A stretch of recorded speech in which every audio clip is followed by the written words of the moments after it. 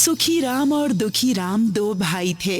सुखी राम और दुखी राम के पिता रामलाल ने अपनी सारी जायदाद सुखी राम के नाम पर कर दी थी। इसलिए सुखी राम दुखी राम से ज्यादा धनवान और आलसी था। वहीं दुखी राम हमेशा दूसरों के खेतों में हल चलाता। परम पूज्य पिताजी नहीं होते तो आज हम आराम की जिंदगी ना जीते। बस घर में बैठे रहो और साहबजादे की तरह फरमान जारी करते रहो। ये पैसे भी कौन से हमने कमाए हैं? वो तो भला हो पिताजी का कि जाते जाते कुछ संपत्ति हमें दे गए। इस चीज में आपको देवर जी से बातें सीखनी चाहिए। दुखी राम भाई साहब हमेशा दूसरों के खेतों में खटते रहते हैं। अपने पिताजी की जमीन और जायदाद पाकर सुखी राम सुखी से अपना जीवन व्यतीत कर रहा था।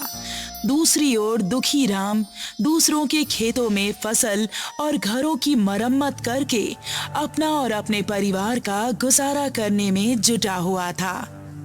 तुम्हारे पिता ने सारी जमीन सुखी राम के नाम पर क्यों कर दी? आखिर क्या वजह है इसके पीछे? पिताजी ने सारी जमीन उनके नाम इसलिए कर दी क्योंकि उनको पता था कि वो जिंदगी भर कुछ नहीं कर पाएंगे और मैं बैलों और गधों की तरह खट लूंगा और अपना परिवार संभाल लूंगा। वैसे उन्होंने बस एक घर छोड़ा है मेरे लिए, छोटा सा। तुम्हारे पिताजी ने दो आंख नहीं बल्कि छल किया है। सरपंच के यहाँ दिहाड़ी करके दुखी राम अपने घर चला जाता है और अपनी पत्नी राधा से कहता है, भाग्यवान, ये रही आज की मजदूरी। अब बस भोजन की व्यवस्था कर दो। घर में सिर्फ आटा रखा हुआ है। हमें लगा आप बाजार से लेकर आएंगे। ठीक है, मैं बाजार जाकर कुछ राशन लेकर आता हूँ। दुखी राम बाजार जाकर राशन खरीदने लगता है। वहीं सुखी राम अपने परिवार के साथ बाजार के सबसे महंगे होटल में खाना खा रहा था। सुखी राम ने जैसे ही दुखी राम को वहां से गुजरते हुए देखा, उसने दुखी राम को ताने देते हुए कहा, अरे दुखी राम, अब किस तरफ जाकर अपना दुखड़ा रो रहे हो? मेरे परिवार से, मेरा मतलब अपने भतीजे से मिल लो। आओ आओ। आओ चाचा, आप हमारे साथ खाना खाओ। नहीं बेटा, मैं अभी जल्दी में हूँ। मैं तुम्हारे साथ फिर कभी खाना खाऊंगा। हाँ हाँ, चले जाओ। मेरा यहाँ से जाना ही उचित होगा। आप सब अपना खाना अच्छे से खाइए। दुखी राम अपने भाई सुखी राम के मुंह से ताने सुनकर बहुत दुखी हो गया और वहां से सब्जी मंडी की ओर चला गया। भाई साहब, मुझे कुछ सब्जियां दे दीजिए। इतनी रात को मेरे पास कुछ नहीं बचा है, सिर्फ गाजर के अलावा। आप इसे ले जाइए। गाजर और आलू से क्या बनेगा? हमने कितने दिनों से भरपेट खाना नहीं खाया है। फिलहाल इतना ही बचा है, आप इसे मुफ्त में ले जाइए। नहीं भाई, आपके मेहनत की कमाई है। मैं आपके हक का 1 रुपया भी नहीं लूंगा। ये लीजिए 40 रुपए। दुखी राम सब्जी वाले को पैसे थमाकर अपने घर चला जाता है। दुखी राम और राधा दोनों गाजर का हलवा बनाकर बड़े चाव से खाते हैं। वाकई गाजर का हलवा खाकर आनंद आ गया। कल सुबह मैं आपके लिए आलू का भरता बना दूंगी और घर पर थोड़ा सा आटा बचा हुआ है, आप उसे रोटी के साथ खा लीजिएगा। जैसे ही सुबह होती है, राधा दुखी राम के लिए आलू का भरता और रोटियां बना देती है, जिसे लेकर दुखी राम खेतों में काम करने के लिए चला जाता है। तभी उसकी नजर एक बूढ़ी अम्मा पर पड़ती है, जिन्हें बिच्छू ने काटा होता है। मुझे बिच्छू ने काट लिया है। आप चलिए मेरे साथ, मैं आपको वैद्य जी के पास लेकर जाता हूँ। दुखी राम बूढ़ी अम्मा को वैद्य जी के पास ले जाता है।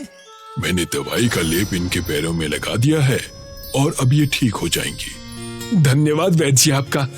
दुखी राम बूढ़ी अम्मा को उनके घर छोड़कर वहां से सरपंच जी के खेतों में काम करने के लिए चला जाता है। उतने में ही दुखी राम की नजर उसी सब्जी वाले पर पड़ती है। सब्जी वाला ठंड से कराह रहा था।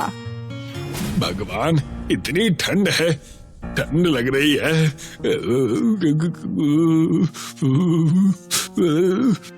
सब्जी वाले भाई साहब, आप तो ठंड से कांप रहे हैं। रात भर के आंधी तूफान से मैं बच नहीं पाया। दुखी राम ने उस सब्जी वाले के सिर पर हाथ रखा और देखा तो उसे पता चला कि उसे तो बहुत तेज बुखार है। तुम चिंता ना करो, मैं तुम्हारी मदद करता हूँ। इसमें आलू का भरता और रोटी है, इसे खा लो। तुम्हें भूख लगी होगी, तुम इसे खाकर ठीक हो जाओगे।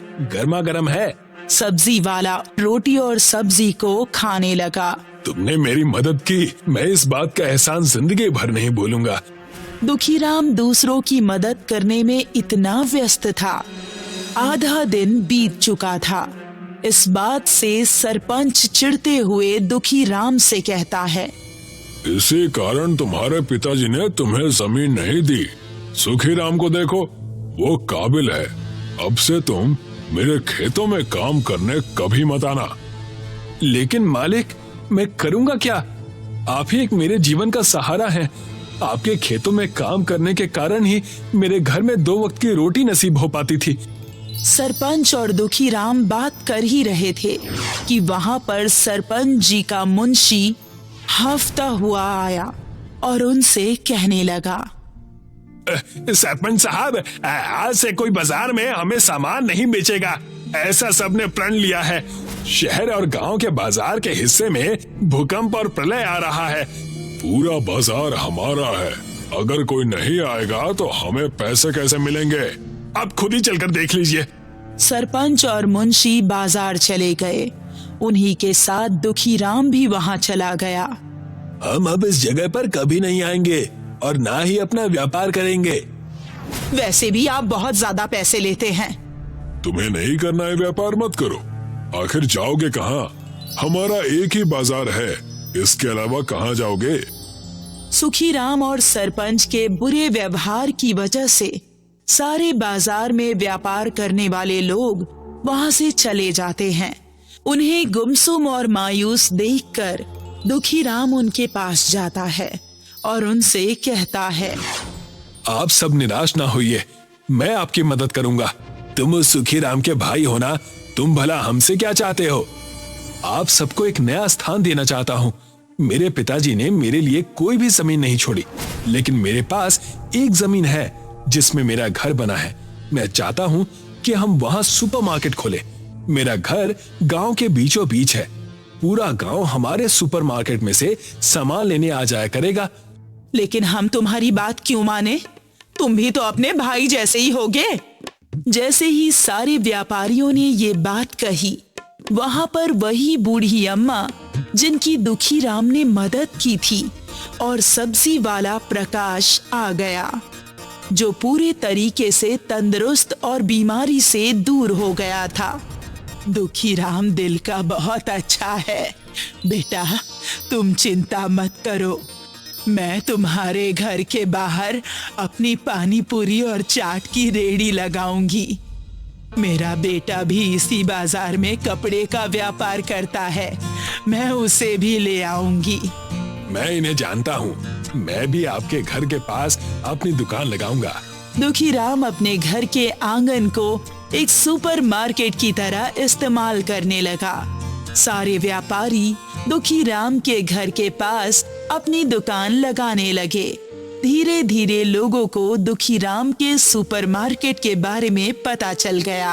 कोई अनाज लेकर जाता, तो कोई सब्जियां, तो कोई मटके और नए कपड़े। ये बात सुखीराम और सरपंच को जब पता चली, तब उन्होंने कहा, इस दुखीराम की दुकान कब तक चलती है, मैं भी देखता हूँ। कुछ दिन की चांदनी, फिर अंधेरी रात। लेकिन कुछ दिन से वहाँ लोगों का आना जाना शुरू हो चुका है। पूरे 6 महीने बीत चुके थे। दुखीराम अपनी मेहनत और लगन से अपने घर को एक छोटे से सुपरमार्केट मॉल में बदल देता है। आज इस जगह को देखकर मैं अपनी छाती चौड़ी करके घूम सकता हूँ। ये सब आपकी वजह से हुआ है। धीरे धीरे करके सभी व्यापारी यहाँ आ रहे हैं। लोगों को इस सुपरमार्केट के बारे में अब पता चल चुका है। जो हम साल भर में कमाते थे, उतना मुनाफा हमें 2 महीने में हो रहा है। दुखीराम का सुपरमार्केट हर जगह प्रसिद्ध हो चुका था। कम दामों में लोगों को अच्छे सामान मिल रहे थे। एक दिन वहां पर सुखीराम रोते हुए दुखीराम के पास आया और कहने लगा, मुझे माफ कर देना भाई, मुझे माफ कर देना। आप रो क्यों रहे हैं? बात क्या है? उस सरपंच ने धोखे से हमारी सारी जमीन हमसे छीन ली। मेरा परिवार अब सड़क पर आ गया है। मैं क्या करूं, मैं क्या करूं? जब तक आपके पास घर और पैसे नहीं हैं, आप यहाँ अपने परिवार के साथ रुक सकते हैं, हमारे सुपरमार्केट में। मैंने तुम्हें ना जाने कितने ताने दिए, फिर भी तुम मेरी मदद करना चाहते हो। धन्य हूं मैं भाई कि मुझे तुम जैसा एक भाई मिला। सुखीराम ने नम आंखों से दुखीराम को गले लगा लिया। दुखीराम ने सरपंच से सारी जमीन वापस ले ली और सारे गांव वालों और व्यापारियों ने मिलकर सरपंच को गांव से बाहर निकाल दिया और सब लोग अपना व्यापार खुशी खुशी करने लगे। दुखीराम का सुपरमार्केट बहुत अच्छा चलने लगा।